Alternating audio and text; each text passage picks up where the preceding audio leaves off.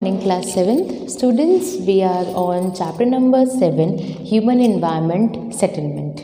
And in this class, we will discuss what do you mean by settlements, what are the types, or we can say the classifications of settlements. So let's start with the introductory part of this chapter. So in the first chapter of your book, you learn about man-made environment or human or cultural environment. In this chapter, let us view the human environment more closely and discover its component and qualities.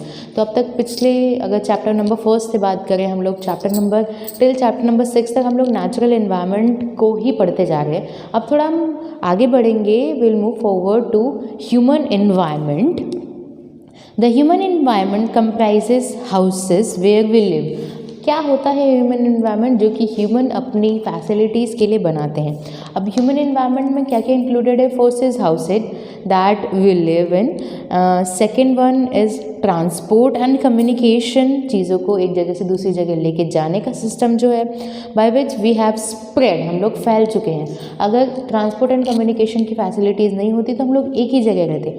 हम लोग इसीलिए फैल गए हैं क्योंकि transport की facilities हमारे पास. हम कहीं पर भी कोई भी चीज़ मंगवा सकते हैं. अगर नहीं मंगवा सकते तो हम लोग उसी एरिया के पास ही रहते जहाँ पर वो चीज़ बनती है. Developed and emerged as a ruling species on earth. Obviously, settlements are the places where people build their home. अब settlements का मतलब क्या होता है. जहाँ पर लोग अपना घर बना रहे हैं. अब हम लोग एनिमल्स के सेटलमेंट्स की बात नहीं कर रहे, हम ह्यूमन सेटलमेंट्स की बात कर रहे हैं यहाँ पर. So when a number of houses are build by humans in an area to settle down, it is termed as a settlement. You have to underline this line. What is the definition of settlement?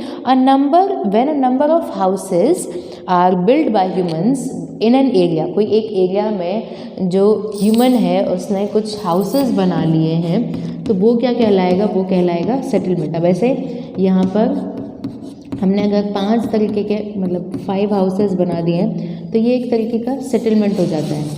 और यहाँ से कच्ची रास्ता गुजर रहा है. ठीक है. अब ये कच्चा रास्ता इतने सारे पार्ट्स में डिवाइड हो रहा है. ठीक है.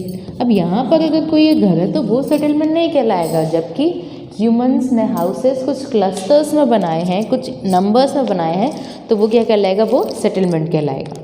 Cities, town, villages and remote settlements. ये एक तरीके से रिमोट सेटलमेंट है. वरना 5 घर का कोई सेटलमेंट होता नहीं है वैसे. पर बहुत सारे घर हो गए. जैसे सिटीज़ में बहुत सारे घर हमें आसपास को देखने को मिलते हैं.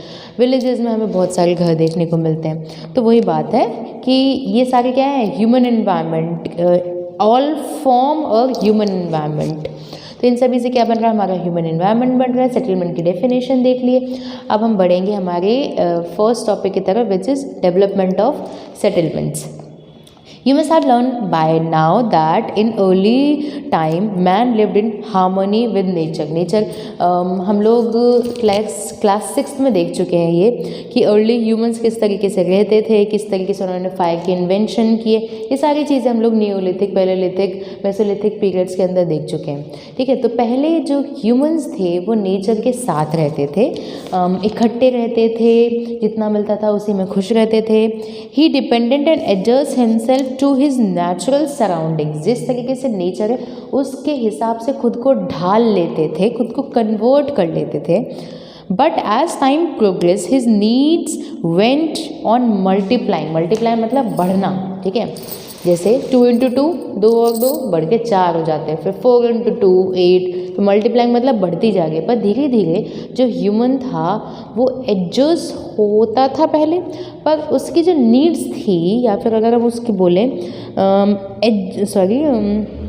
धीरे धीरे उसकी नीड्स बढ़ती गई. रहने के लिए जितनी बेसिक नीड्स की ज़रूरत थी अब उससे ज़्यादा उसकी नीड्स की ज़रूरतें पड़ने लग गई. He started using nature for satisfaction of his wants. जो वो चाहता था वो अपनी ज़रूरतें किससे पूरी करने लगा. नेचर से. जैसे अगर उसे आग चाहिए, फायर चाहिए तो उसने लकड़ियों को तोड़ना शुरू किया, नेचर से लेना शुरू किया. वो वाटर को यूज़ में ले रहा है. वो बहुत तरीके से वो नेचर को अपने एडजस्टमेंट के लिए अपने यूज़ में लेता रहा. He learn new skills which enabled him to modify his natural environment for leading a better life. उसने बहुत सारी नई नई स्किल्स सीखी जिससे वो अपनी लाइफ को किस तरीके से बेटर वे में जी सके, वो उसने देखा। Man is a social animal, he can not live in isolation. बिल्कुल, जैसे एनिमल्स होते हैं वो दूर दूर तक हमें पता ही नहीं अभी वाइट एलिफेंट कहाँ होगा, हमें ये नहीं पता, पर हमें ये पता है हमारा वो दोस्त कहाँ पे होगा।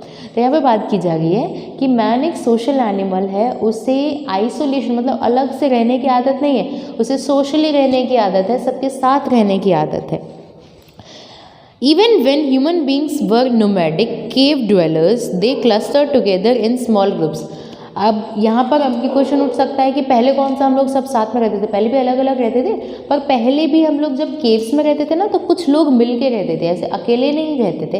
अकेले आजकल रहते हैं, बट यहाँ पर सोशली बात की जा रही है। तो with the beginning of agriculture they started settling down in clusters of huts alongside river valleys। और जैसे जैसे एग्रीकल्चर की स्टार्टिंग हो जाती है वैसे ही सेटलमेंट्स की भी स्टार्टिंग हो जाती है। लोग एक संग अपनी झोपड़ियों को बनाकर रिवर वैलीज मतलब जहाँ पर नदी है, नदी का पानी मिल रहा है, एग्रीकल्चर के लिए वो बेनिफिशियल है, वो लोग सेटलमेंट करने लग जाते हैं। This was the beginning of first permanent rural settlement called villages.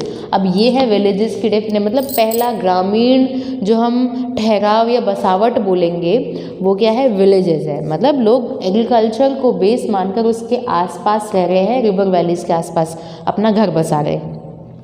Farming and rearing of animals was the main occupation of the people. कृषि कर रहे हैं, एनिमल्स को वो लोग पाल रहे हैं, उनका यूज़ में मतलब उनके मिल्क, उनके वूल को यूज़ में ले रहे हैं, ये उनके बेसिक काम है। Permanent farming settlements transformed human life economically. अब एक तरीके से पहले क्या होता था, उन्होंने एक जगह पे अपनी एग्रीकल्चर किया, जब उस सॉइल की फर्टिलिटी ख़त्म हो जाती है वो दूसरी जगह चले जाते हैं। धीरे धीरे जो लोग हैं वो परमानेंटली सेटल होने शुरू किए कि क्या हम एक जगह से दूसरी जगह जाके पूरे जो हमारी सेटलमेंट है उसे दोबारा से बसाओ। तो उन्होंने क्या किया, परमानेंट सेटलमेंट किस लिए? एग्रीकल्चर की हेल्प से करना स्टार्ट किया। एग्रीकल्चर जब हो रहा है तो लोग उसके आसपास ही बसने, हमेशा के लिए बसना शुरू हो गए थे। तो परमानेंट फार्मिंग सेटलमेंट ने हमारी जो लाइफ थी, ह्यूमन की लाइफ थी, उसको पूरी तरीके से चेंज कर दिया। And with the dawn of civilisation settlements grow in size, gradually town and cities came up. Villages के साथ धीरे धीरे जब लोग और बस रहे हैं अपनी नीड्स को पूरा करते हुए, तो वो किन किन में कन्वर्ट होकर यहाँ पर नाम चेंज हो रहे हैं। पहले विलेज था, फिर टाउन और सिटीज़ आ रहे हैं यहाँ पर। Societies were developed and human culture flourished. Industrial revolution brought a further change in the structure of human settlement। जैसे जैसे इंडस्ट्री इस्टेब्लिश हो रही है, मशीनें आ रही हैं, उसने भी हमारे जो सेटलमेंट है, ह्यूमन सेटलमेंट है, उसमें बहुत बड़ा चेंज लाया। पहले हम रूरल सेटलमेंट की तरफ थे, अब हम अर्बन सेटलमेंट की तरफ बढ़ चुके हैं। These were compact, large in size and had all modern amenities। पहले गांव में लोग रहते थे, एग्रीकल्चर करते थे। उसके बाद जैसे इंडस्ट्रियल रिवोल्यूशन आया, मशीनें आई, तो लोग एक तरीके से जब इकट्ठे होकर रहने लगे तो वो जो उनका रहना था वो लार्ज साइज़ में था, कॉम्पैक्ट था और मॉडर्न एमिनिटीज़ से भरा हुआ था। गांव में इतनी मॉडर्न एमिनिटीज़ नहीं थी, इतने ऐशो आराम नहीं थे, बट शहरों की यहाँ पर बात करी जाए, टाउन सिटीज़ जहाँ पर इंडस्ट्रियल रिवोल्यूशंस हो रहे हैं वहाँ पर लोग मॉडर्नाइज तरीके से रह रहे थे। The place where a building और a settlement develops is called its site। You have to underline this। Selection of an ideal site depends on nature। अब हम लोग कहाँ रहना पसंद करेंगे वो किन किन चीज़ों पर डिपेंड करता है। पहला पॉइंट है फेवरेबल क्लाइमेटिक कंडीशन। हम वहीं रहना पसंद करेंगे जहाँ पर मौसम अच्छा हो, ना तो आंधी तूफान में हमें रहना पसंद है, ना रोज़ यहाँ पर बाढ़ आ रही है, ना यहाँ पर सूखा पड़ रहा है। हमें कोई शौक़ नहीं है ऐसी जगह पर रहने का। हमें फेवरेबल क्लाइमेटिक कंडीशन में रहना चाहिए। ऑब्वियस सी बात है, रहना पड़ता है, हमने यूज़ करेंगे। सेकेंड है अवेलेबिलिटी ऑफ वाटर। अब पानी नहीं आ रहा है 10 दिन से, क्या रहना, ना हम नहाए हैं, हमने ना वाटर कंज्यूम किया है, तो अवेलेबिलिटी ऑफ वाटर भी ज़रूरी है ह्यूमन सेटलमेंट के लिए।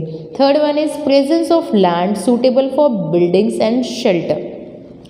ज़मीन होनी चाहिए हमारे पास अच्छी खासी, ऐसे पहाड़ों वाली ज़मीन या फिर सूखी ज़मीन, या फिर डेजर्ट में हम लोग नहीं रह सकते, कोल्ड डेजर्ट हॉट डेजर्ट में हम लोग नहीं रह सकते। हमें ऐसी प्रेजेंस ऑफ लैंड चाहिए जहाँ पर हम लोग हमारे घरों को बना सकते हैं। हमें घर बनाने हैं, हमें पानी चाहिए, हमें क्लाइमेटिक कंडीशंस अच्छी चाहिए। The last one is fertile soil. हम तभी कुछ खाएंगे जब एग्रीकल्चर की हेल्प से कुछ उग पाएगा, कुछ कल्टिवेट हो पाएगा। तो फर्टाइल सॉइल भी चाहिए हमें हमारा जीवन यापन करने के लिए। ना apart from environmental factors, location of a settlements also depends on cultural factor. अब इसके साथ हम लोगों ने हमारा फर्स्ट टॉपिक कंप्लीट किया, डेवलपमेंट ऑफ सेटलमेंट की कैसे डेवलपमेंट हुआ। पहले गांव में रहते थे, उसके बाद शहरों में आए, शहरों में भी हमारी जो एम्यूनिटीज़ हैं वो डेवलप्ड हुई है। क्या क्या कंडीशंस होती हैं एक सेटलमेंट बसाने के लिए। Now next topic is classifications of settlement, and we have divided classifications of settlements into two major parts. First is temporary settlements and the second one is permanent settlement. And permanent settlement is mainly divided into two parts, rural settlement and urban settlement. So इस पूरी जो classification है इसकी detail हम लोग next class में देखेंगे. So that's it for today's class. Thank you.